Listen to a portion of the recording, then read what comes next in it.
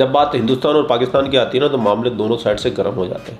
ऐसे में हमारी ये मैडम कि who is more nationalist, an Indian और पाकिस्तानी ज्यादा नेशनलिस्ट होते हैं या फिर इंडियन कौन है ज्यादा लॉयल। ऐसे में हमारी ये मैडम ये जानने निकली कि कौन से मुल्क के अंदर लोग ज्यादा देशभक्त है, कि भारत और पाकिस्तान। किसके अंदर पैट्रियाटिज्म का एक जो फैक्टर है वो ज्यादा नजर आता है, इंडिया के अंदर या इंडिया के अवाम के अंदर या फिर पाकिस्तान के अवाम के अंदर। देशभक्ति के मायने सबके लिए अलग अलग होते हैं। कोई ज्यादा देशभक्त होता है, थोड़ा कोई कम देशभक्त होता है, लेकिन मोस्टली देशभक्त होते हैं और कुछ गद्दार भी होते हैं, वो हर तरफ होते हैं। पाकिस्तान जिंदाबाद, पाकिस्तान जिंदाबाद।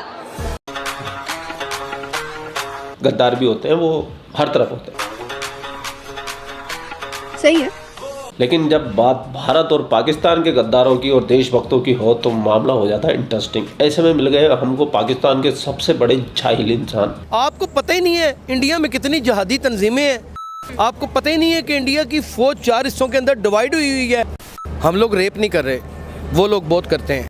और उस जाहिल इंसान की बातें सुन सुन के अगर आपके पेट में दर्द ना हो जाए तो मैं अपनी ये YouTube की अपनी चेयर छोड़ दूंगा। ये वीडियो तो वैसे काफ़ी लंबी थी और इसका ओरिजिनल वीडियो का लिंक मैं आपको डिस्क्रिप्शन में भी दे दूंगा, लेकिन जो चीज़ हमको चाहिए मनोरंजन के लिए वो चीज़ आपको यही मिलेगी। मस्त प्लान है। शुरू करते हैं। वो अपनी सरजमीन के साथ कितने लॉयल हैं, कितने लॉयल नहीं हैं, ये तो उस वक्त साबित होगा ना कि वो पहले बेहतरीन इंसान हैं कि नहीं। अरे तुम्हारी खोपड़ी में भेजा है कि भजिया है? अगर वो बेहतरीन इंसान ही नहीं तो उन्होंने लॉयल क्या होना है?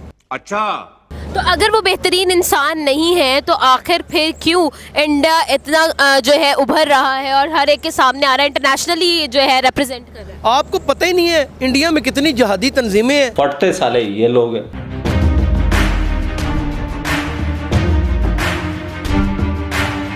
और जिहादी तंजीमें है इंडिया के अंदर।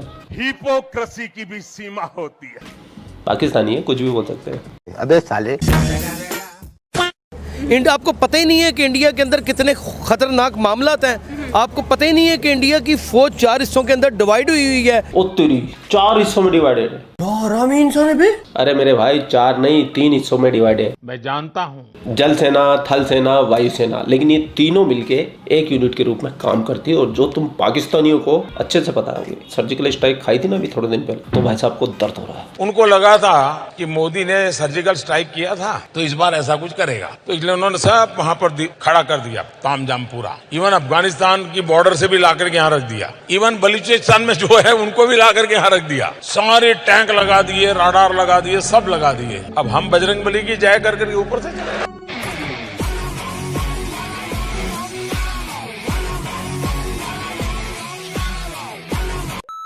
तुम्हारा रस का बाप को भेज, तेरे बस की बात नहीं। आपको इस बात का इल्म ही नहीं है कि उनकी सियासत कहीं और बैठ के कोई और मुल्क चला रहा होता है। ये लो, कहीं और बैठ के कोई और मुल्क चला रहा होता है। हमारी सियासत, ये ज्ञान सिर्फ मदरसों में मिलता है भाई साहब। ये जहालत भरा ज्ञान सिर्फ मदरसों में। मौत मुझे क्यों नहीं आ जाती है? मैं ये दिन देखने से पहले राजीव तलवार मर क्यों नहीं जाता है? आप एक इंडिपेंडेंट मुल्क हैं, आपकी फौज अपनी है, आपके मामलात अपने हैं। आप किसके साथ कंपेयर कर रहे हैं? और किसने आपको कहा कि बड़ा उजागर हो रहा है? वो कोई नहीं उजागर हो रहा। पूरी दुनिया में उनकी जगर सही हो रही है। मुसलमानों को उन्होंने जिंदा रहना आराम किया हुआ है। माइनॉरिटी को 26% से 2% पे ये लेके आ गए, लेकिन मुसलमानों का जीना हमने हराम किया हुआ है। क्या लॉजिक है बे पाकिस्तानियों? क्योंकि मैं चूतिया हूँ, मेरा दिमाग चूतिया है।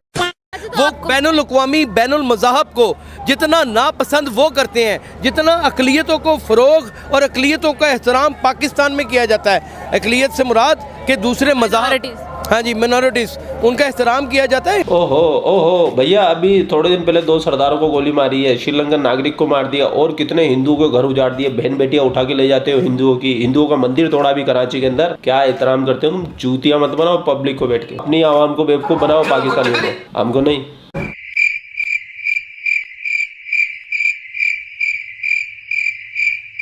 अबे तू पागल है क्या?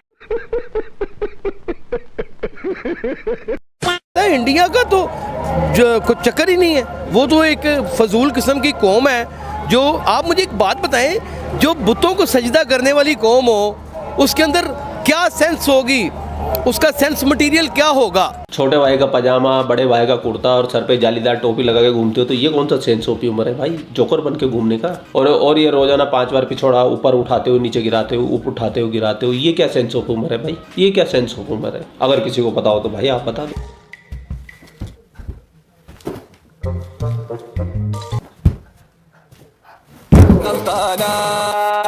मार गई।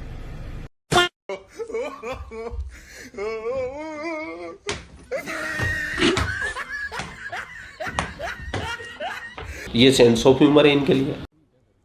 और नहीं तो क्या। सबसे कमाल की बात तो मैं आपको बताना ही भूल गया कि बुतों के अंदर इनको भगवान नजर नहीं आते, लेकिन मक्का मदीना में इनको बुतों के अंदर शैतान नजर आ जाते हैं। ये डबल स्टैंडर्ड तो देखो, जब अगर बुतों में भगवान नहीं हो सकता तो बुतों में शैतान कैसे है भाई? मैं नहीं बताऊंगा। कैसे है? क्या बात है, क्या बात है, मर्डर कर दिया तुम एकदम। लेकिन सर आपको क्या लगता है कि अगर हम ये रिलीजियस जो एस्पेक्ट है, सिर्फ उसी के अलावा बहुत सारी चीजें हैं जिनके अंदर वो लोग, देखिए मेरी बात सुनिए, अगर फॉर एग्जाम्पल आप खुद देखें नाकस हो चुकी है, लेकिन उनकी एयरफोर्स जो है उसको जो है क्या कहते हैं, एक बहुत बड़े सर्वे के मुताबिक, मैं आई फॉरगॉट द नेम, लेकिन मैंने इस न्यूज़ को पढ़ा है कि एयरफोर्स में उन्होंने ये भी कहा है कि वो चाइना को ओवरकम कर रहे हैं।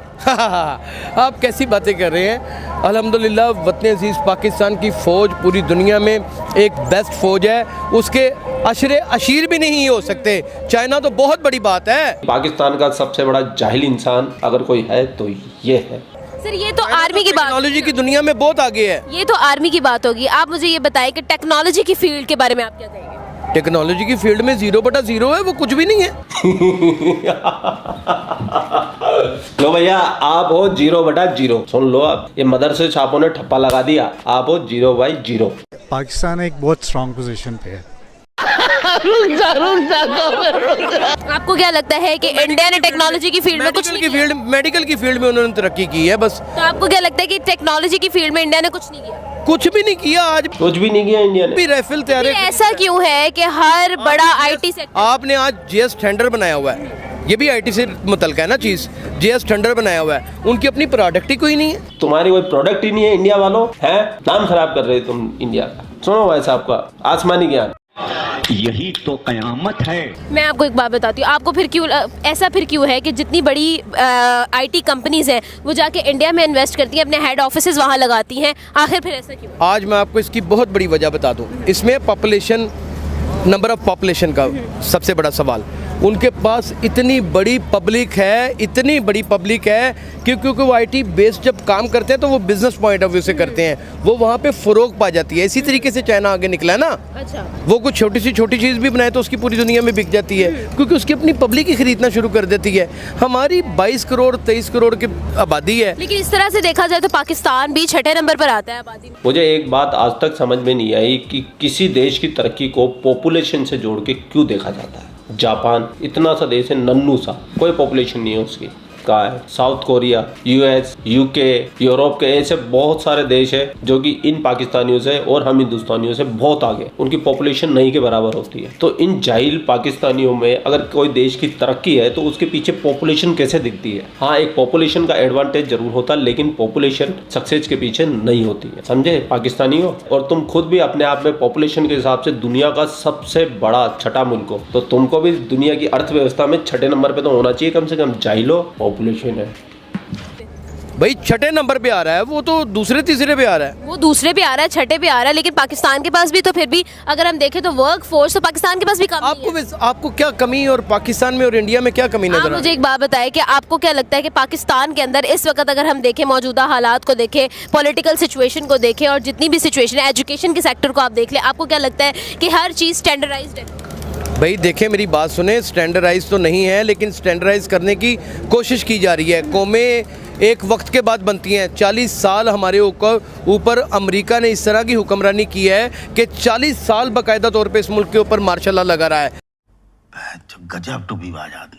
हमने हर मुल्क, आपने पहले ये भी कहा कि इंडिया में जो हुकूमत है उसको कोई और मुल्क चला रहे हैं, यही चीज़ अगर आप यहाँ पर इम्पोज कर रहे हैं, लेकिन इंडिया में एजुकेशन तो ठीक है, यहाँ पर फिर क्यों नहीं है अगर कोई और मुल्क चला रहा है? देखिए मैं आपको एक बात बताऊँ, अब एजुकेशन की बात रही ना, तो ये हर खित्ते के अंदर बड़ी मज़ेदार बात है। मैं एजुकेशन की बात करने लगा हूँ, इसे समझने की कोशिश कीजिएगा। आप यहाँ से 1 मील दूर जाएंगी ना तो आपका डायलेक्ट बदल जाएगा, तलफ़ुज़ बदल जाएगा, मौसमियाती माहौलियाती तब्दीलियों की वजह से, ठीक है ना जी। अच्छा। आप मुमकिन है कि समनाबाद के एरिया में चले जाएं तो आपका दिल करे कि मैं पढ़ना शुरू कर दूं।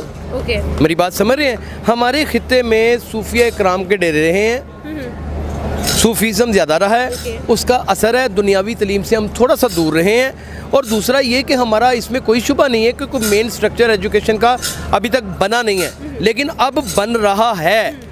आप खुद देखें, आप मैथ्स कॉम के स्टूडेंट हैं, आप पढ़े लिखे लोग हैं सारे, अब आपको कौन जाहिल अनपढ़ नज़र आता है? और आप मुझे ये बताएं कि आप डिग्रियों से तलीमी मयार लोगों का काउंट कर रही हैं, आप उनकी सेंस ऑफ ह्यूमर को क्यों नहीं देखती? वो जो इंसानी सोच रखते हैं आप उससे उनकी तलीम का अंदाज़ा लगाएं। इंसानी सोच को मैं समझ गई, लेकिन अनपढ़ हैं इंडियन। लेकिन आप मुझे ये बताएं कि हम लोग मान लेते हैं कि डिग्रीज जो है वो कभी भी हमें तालीम का जो है मयार नहीं देती। इंग्लिश बोल लेने से या किसी लिंग्विस्टिक कोर्स को कर लेने से या अपनी किसी भी ज़बान को अपने ऊपर राइज कर लेने से आप तालीम याफ्ता नहीं हो जाते।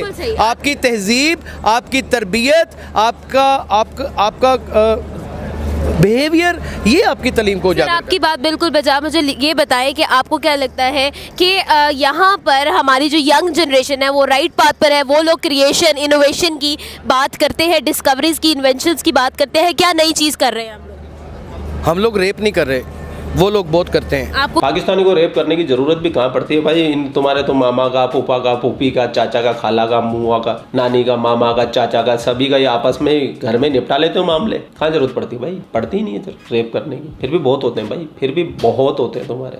सही बात है। तो क्या लगता है कि यहाँ पर रेप केसेस नहीं है? ओहो, बहुत कम, बहुत कम, उनके मुकाबले में बहुत कम। गली बाजारों में, सड़कों के ऊपर, सिनेमा हॉल्स के अंदर, बॉक्सेस के अंदर, कूड़ेदानों में, वहाँ पे रोज़ाना तकरीबन ये मेरे पास भी एक सर्वे रिपोर्ट है, उसका मैं नाम नहीं ले सकता, बड़ी माफ़ी चाहता हूँ, क्योंकि ज़ाहिर है वो एक हसास सर्वे रिपोर्ट है।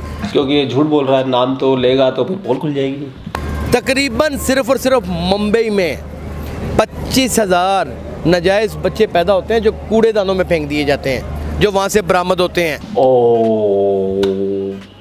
पूरे हिंदुस्तान के अंदर टोटल 86,000 बच्चा पैदा होता है, लेकिन इस मदरसे साहब का ज्ञान देखो आपकी 25,000 मुंबई में पैदा होते हैं, वो भी नाजायज, जिनको कचरे में फेंक देते हैं, कूड़े में फेंक देते हैं। अब ज्ञान मदरसे से लिया है, वो भी आसमानी किताब के जरिए, तो फिर बातें भी ऐसी होगी भाई।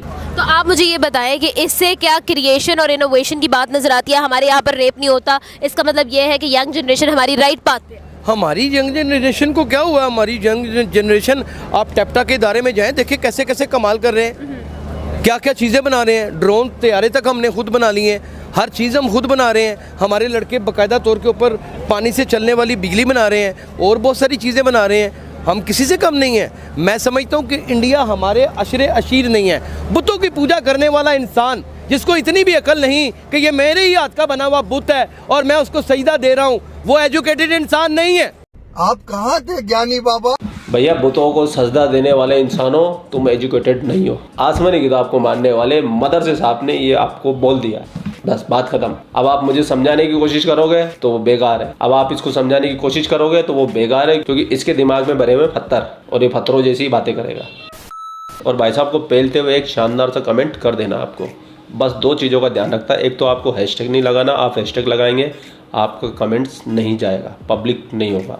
दूसरा, आपको गाली गलौज नहीं देनी है। यूट्यूब ने अपने फ़िल्टर बहुत स्ट्रॉन्ग कर दिए, वो सारे गायब हो जाते हैं, फिर बोलते हो कि मैं डिलीट कर रहा हूँ। मैं हर वीडियो में ये बात इसलिए बोलता हूँ, किसी ने अगर पिछले वीडियो में नहीं सुनी तो अगले वीडियो में सुन ले, ताकि वो इन फ्यूचर किसी भी यूट्यूब वीडियो पे वो कमेंट करे तो उसको पता रहे कि मुझे 2 चीज़ें नहीं करनी है। सही बात है। आप लोग अपना ख्याल रखिए। आपका भाई आपके लिए पाक मीडिया से रिलेटेड वीडियो लाता रहता है। जय हिंद, वंदे मातरम, जय श्री राम, जय श्री राम, जय श्री।